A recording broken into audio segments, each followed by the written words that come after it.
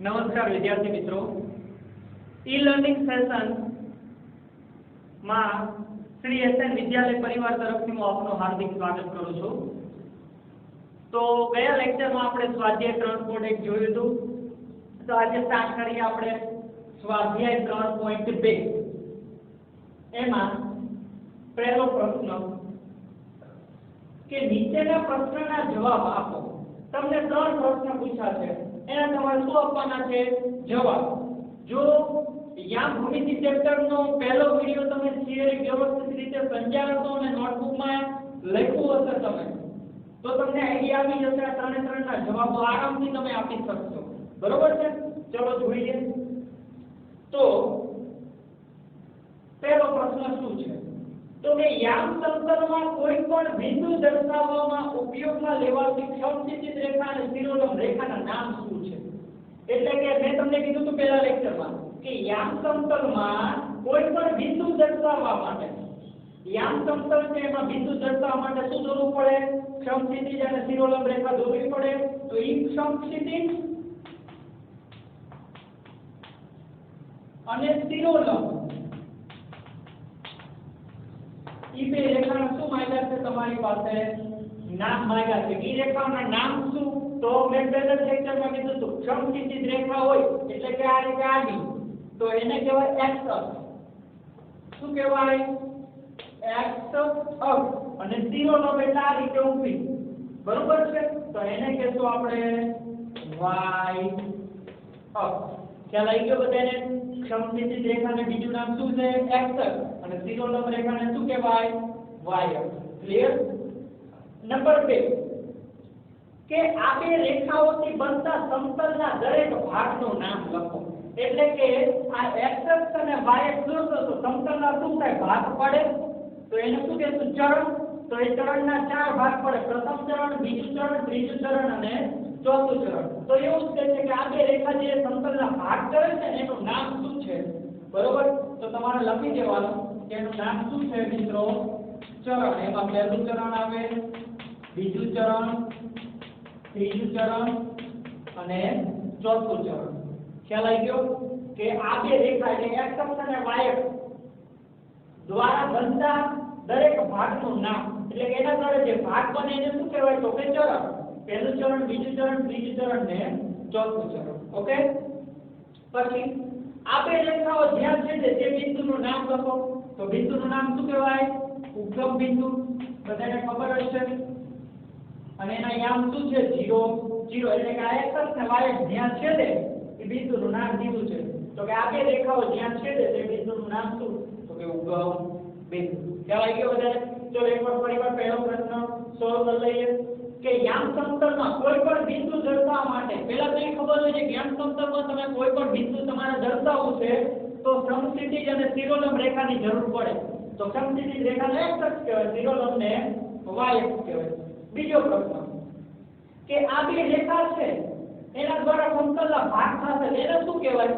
તો કે ચરણ કહેવાય। 4 ભાગ પડે ને, પહેલું ચરણ, બીજું, ત્રીજું અને ચોથું। અને આ બે રેખાઓ જ્યાં છેદે તેને શું કહેવાય? તો કે ઉદ્ગમ બિંદુ। ઉદ્ગમ બિંદુમાં છેદે મધ્યમાં। તો પહેલો પ્રશ્ન ક્લિયર। ચલો બીજો પ્રશ્ન જોઈએ। ક્વેશ્ચન નંબર 2 તમને મિત્રો આ રીતે આકૃતિ તૈયાર આપી છે, કોપી પેસ્ટ એમના બુકમાં આપી દીધેલી છે। તો તમને આ રીતે 8 પ્રશ્નો પૂછ્યા છે। કેટલા પ્રશ્નો પૂછ્યા છે? 8 પ્રશ્નોનો તમારે જવાબ આપવાનો છે। ચલો જોઈએ કઈ રીતે આપશો જવાબ। તો સાવ સરળ છે। તો પહેલા તો શું કરીએ આપણે? બિંદુઓના નામ લખી દઈએ।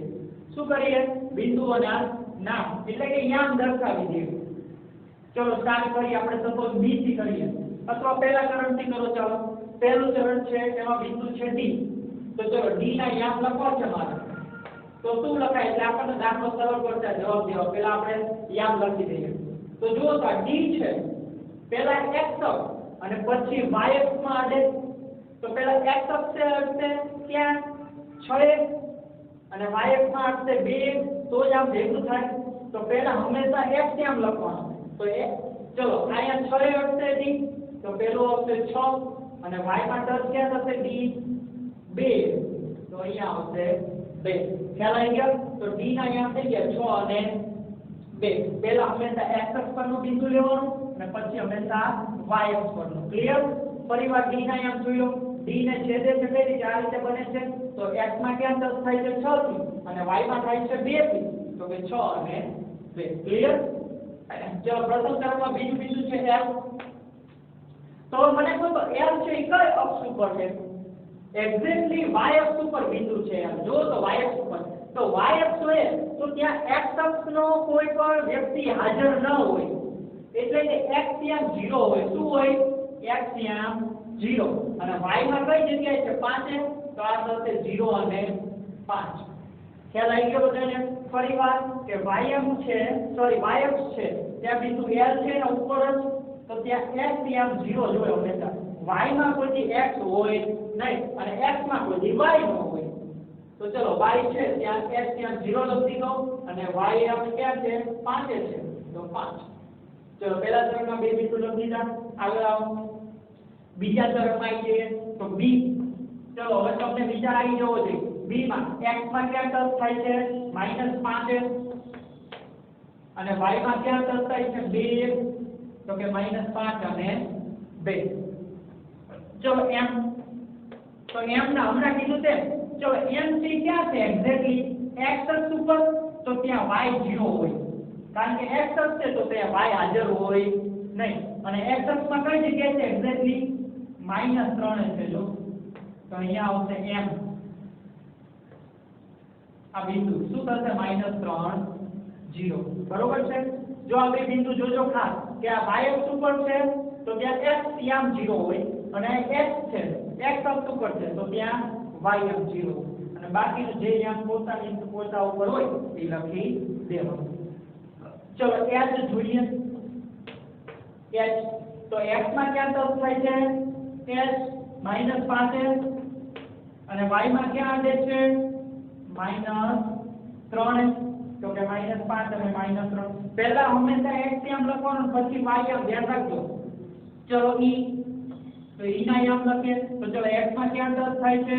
-3 અને y માં થાય છે -5. ઓકે. ચલો g. તો કે g x ને ક્યાં ટચ થાય છે? તો પહેલા x અક્ષ ઉપર જોવાનું. ક્યાં આડે છે? 2 અને y માં આડે છે -4. તો કે 2 અને -4. એવી જ રીતે c ના આમ લખીએ તો c x માં ક્યાં ટચ થાય છે? 5 અને y માં થાય છે -5. તો કે 5 અને -5. તો પહેલા આ રીતે બિંદુ દર્શાવતા આવડે. તો હવે બધાના જવાબ તમે આરામથી લખી શકો છો. ચલો સ્ટાર્ટ કરી દઈએ. પહેલો પ્રશ્ન બિંદુ b ના અહીંયા. તો ચલો આમાં b ક્યાં છે? જો તો દેખાણો ત્યાં શું છે? -5 અને 2. તો b ના અહીંયા લખો ભાઈ -5 અને 2. બીજો પ્રશ્ન બિંદુ c ના અહીંયા. તો c ક્યાં છે? તો કે આ રહ્યો 5 અને -5. તો એના અહીંયા થશે 5 અને -5. પછીનો પ્રશ્ન કે -3 અને -5 દ્વારા દર્શાવતું બિંદુ કયું છે? તો કે -3 અને -5. ચલો ક્યાં છે -3 અને -5? તો કે આ રહ્યા જો -3 અને -5. તો એ બિંદુ કયું છે? ઈ બિંદુ છે ને. તો લખવાનું કે દર્શાવતું બિંદુ કયું છે? તો કે બિંદુ ઈ. ઈ છે ઈ. ઈ શું દર્શાવે છે? -3 અને -5. 2 અને -4 દ્વારા દર્શાવતું બિંદુ. તો 2 અને -4. ચલો ક્યાં છે 2 અને -4? આ રહ્યા 2 અને -4. તો કયું બિંદુ છે? G. તો ત્યાં લખી દઈએ આપણે બિંદુ G. ઈ શું દર્શાવે છે? 2 અને -4. પાંચમો પ્રશ્ન બિંદુ D નો x યામ. તો બિંદુ D અહીંયા છે એનો ફક્ત x યામ જ કીધો છે એટલે પહેલો x યામ ને બીજો y યામ. તો પહેલો x યામ શું છે? 6. તો x યામ શું થશે? 6. બિંદુ H નો y યામ. h ક્યાં છે? આ એનો y યામ એટલે પહેલો x અને બીજો y યામ. તો y યામ શું છે? -3. તો h નો y યામ થશે -3. બિંદુ L ના યામ. ચલો L એટલે 0.5 અને બિંદુ M ના યામ.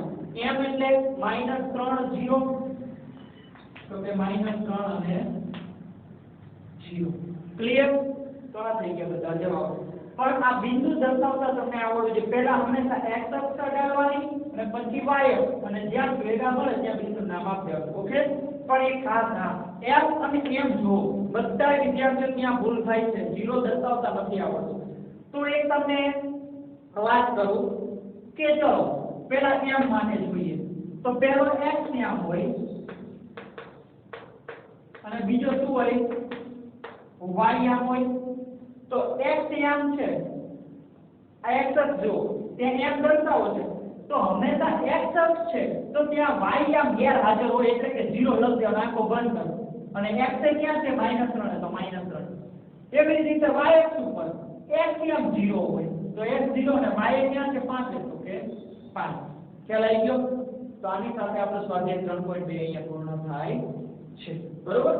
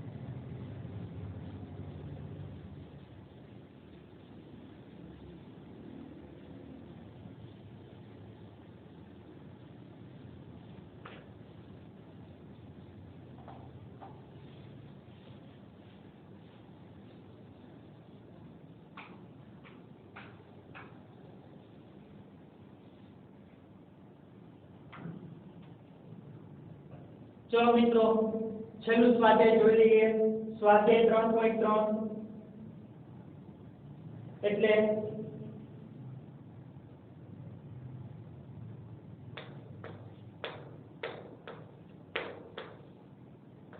સ્વાધ્યાય 3.3 એનો પહેલો પ્રશ્ન કે કયા ચરણમાં અથવા કયા અક્ષ ઉપર કયા ચરણમાં અથવા કયા અક્ષ ઉપર -2 અને 4 3 અને -1 -1 અને 0 1 અને 2 -3 અને -5 બિંદુઓ છે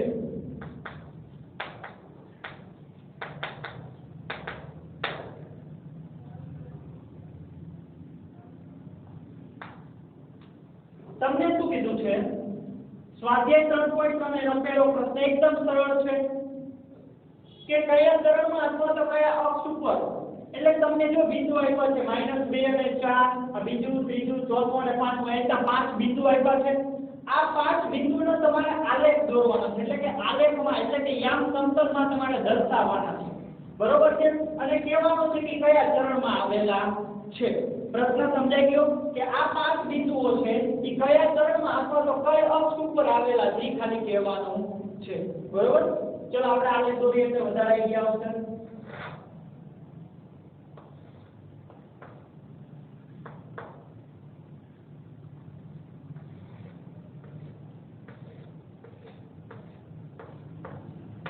चलो x अक्ष અને y अक्ष चलो x કેમ જુઓ પહેલા તો -2 3 -1 1 અને -3 બરોબર એટલે માઈનસ અને પ્લસ નો કોમ્બિનેશન છે તો આપણે બધી બાજુ 5 5 બાજુ જતા રહીએ તો કે ચલો 1 2 3 4 અને 5 અહીંયા આવશે 0 -1 -2 -3 -4 -5 એવી રીતે ઉપર તરફ જતા રહીએ 1 2 3 4 અને 5 નીચે -1 -2 -3 -4 -5 ચલો થઈ ગયું બિંદુ દર્શાવવા માંડીએ ચલો પહેલો બિંદુ દર્શાવીએ મિત્રો ધ્યાન આપજો પહેલો બિંદુ -2 અને 4 -2 અને 4 તો હંમેશા તમારો ડાબી આંગળી છે ડાબો હાથ છે બરોબર છે તો એને એક કેમ ઉપર આંગળી રાખો -2 તો x છે તે -2 ક્યાં છે અહીંયા તો ડાબા હાથની આંગળી રાખી ત્યાં પછી છે y આમ છે 4 તો એ જમણા હાથની આંગળી છે એ 4 એ રાખો y માં અહીંયા છે ચલો એ બે ભેગા ક્યાં થયા આટલે ખાતે એટલે કે -2 અને 4 અહીં થાય તો કે -2 અને 4 તમને પડી કઈ રીતે દર્શાવે x અક્ષમાં -2 અને y માં છે 4 તો બે ભેગા આમ થાય અહીંયા તો કે -2 અને 4 ચલો પહેલાનું કામ પૂરું બીજો 3 અને -1 તો x અક્ષ ઉપર 3 એટલે કે અહીંયા અને y માં -1 એટલે કે નીચે તો બે ભેગા ક્યાં થાય આમ જશે આ નીચે આવશે તો આ થશે 3 અને -1 ફરી સમજો x અક્ષ ઉપર 3 અને y માં -1 તો બે અહીં ભેગા થાય ચલો આ બિંદુ પૂરું -1 અને 0 ચલો 0 છે ત્યાં y આવે એનો મતલબ એવો કે y ઉપર આવે નહીં તો ક્યાં હોય -1 એટલે x ત્યાં છે તો x ત્યાં -1 એટલે અહીંયા તો અહીં શું થશે -1 અને 0 જો -1 અહીંયા છે x માં અને y માં 0 એટલે x અક્ષ ઉપર આવશે y ઉપર આવે નહીં 1 અને 2 તો x અક્ષ ઉપર 1 અને y ઉપર 2 તો આ બે ભેગા આવશે 1 અને 2 તો લખી દો 1 અને 2 પછી જો આનું કામ પૂરું -3 અને -5 તો x અક્ષ ઉપર -3 એટલે અહીંયા અને y માં -5 એટલે નીચે તો બે ભેગા આ રીતે થશે તો ત્યાં લખી દઈએ -3 અને -5 ચલો થઈ ગયા બધા બિંદુઓ તો હવે તમને ખાલી પ્રશ્ન પૂછાશે કે કયું બિંદુ કઈ જગ્યાએ છે બરોબર તો લખી દઈએ પહેલું કે -2 અને 4 પછી છે 3 અને -1 પછી છે -1 અને 0 પછી છે 1 અને 2 અને પછી છે -3 અને -5 ચલો પહેલું બિંદુ -2 અને 4 અહીંયા છે કયું ચરણ કહેવાય પહેલું બીજું ત્રીજું અને ચોથું કયા ચરણમાં છે બીજા ચરણમાં તો પહેલાનો જવાબ લખીએ દ્વિતીય ચરણ પછી 3 અને -1 તો એ ક્યાં છે આ 3 અને -1 તો કયું ચરણ ચોથું તો લખીએ ચતુર્થ ચરણ પછી -1 અને 0 તો એ ક્યાં છે x અક્ષ ઉપર કારણ કે y આમ 0 છે તો એક્ઝેક્ટલી x અક્ષ ઉપર છે કોઈ ચરણમાં કહેવાય નહીં તો લખીએ x અક્ષ ઉપર છે 1 અને 2 તો 1 અને 2 ક્યાં છે પ્રથમ ચરણમાં તો લખીએ પ્રથમ ચરણ -3 અને -5 તો બે માઈનસ છે કયા ચરણમાં છે ત્રીજા ચરણમાં તો કે તૃતીય ચરણ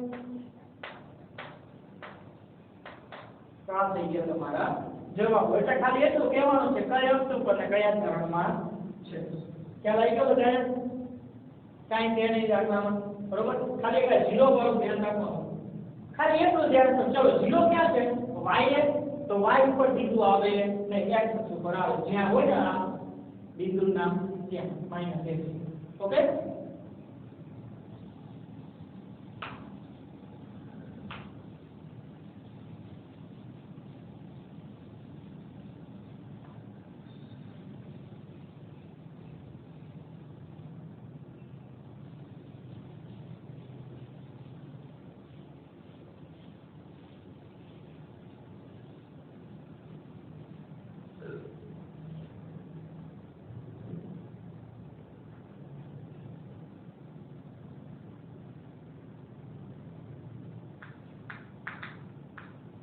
નંબર 2 તમને એક કોષ્ટક આપ્યું છે.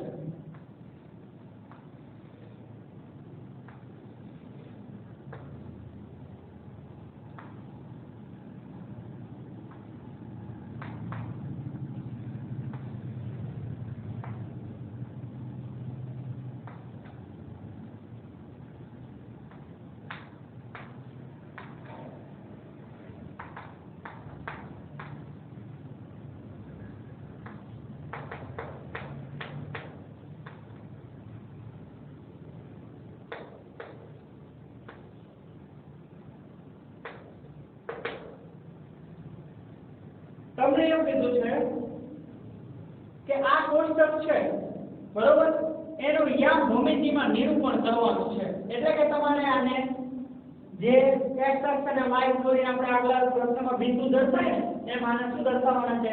બિંદુઓ દર્શાવવાના છે. બરોબર, જોઈએ ચાલો. સૌથી પહેલા x અક્ષ દોરીએ. x એક્સિસ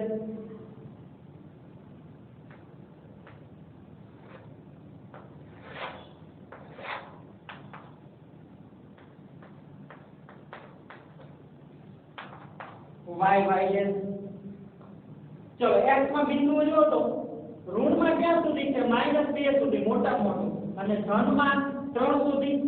તો અહીંયા 0 x અક્ષ ઉપર -1 -2 અને ધનમાં મોટા મોટો નંબર છે 1 2 અને 3.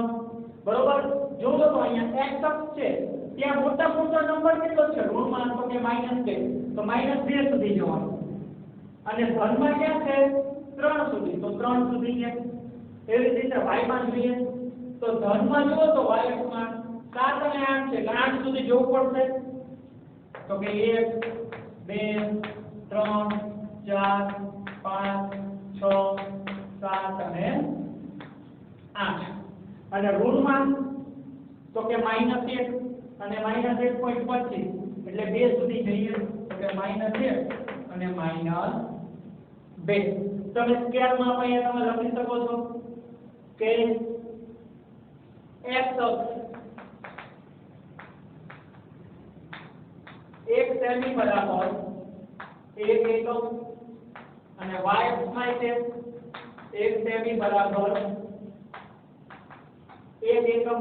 બરોબર છે, એટલે કે 1 સેમી નું જે કાનું છે એના બરાબર 1 એકમ લીધું આપણે. બરોબર, તો ચલો બિંદુ દર્શાવવાનું સ્ટાર્ટ કરીએ.